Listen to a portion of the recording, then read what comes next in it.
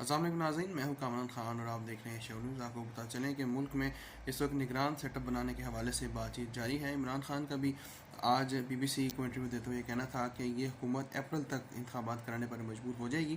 یہاں یہ بات بہت اہم ہے کہ پاکستان تحریک انصاف کے 35 رہنماؤں کا کل استعفیٰ منظور ہوا اور اس کے بعد جو ہے یہ امکانات ختم ہو گئے کہ کوئی بھی بڑا لیڈر جو ہے قومی اسمبلی میں اپوزیشن لیڈر کی اور جو چیئرمین اکاؤنٹس کمیٹی ہے اس کی سیٹ پر اب فائز ہو سکتا ہے۔ اس تمام تر صورتحال کے بعد نون لیگ نے کافی حد تک قومی اسمبلی کو سیو کر لیا ہے۔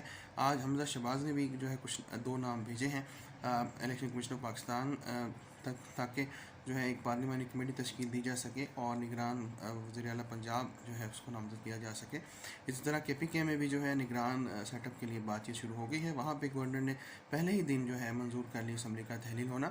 یہ تمام تر جو عناصر ہیں، یہ تمام تر جو کاوشیں اور کوششیں ہو رہی ہیں، اس کے بعد یہی محسوس ہوتا ہے کہ ملک اب عام انتخابات کی طرف جائے گا اور عام انتخابات جو ہیں وہ بھی شاید جلد ہوں یا بدیر ہوں یا خالص صوبائی جو ہے حکومتیں ان کے انتخابات ہوں۔ یہ شہباز شریف اور اسد زرداری اور میاں نواز شریف کی پاکستان واپسی سے یہ تمام تر چیزیں ملی ہوئی ہیں۔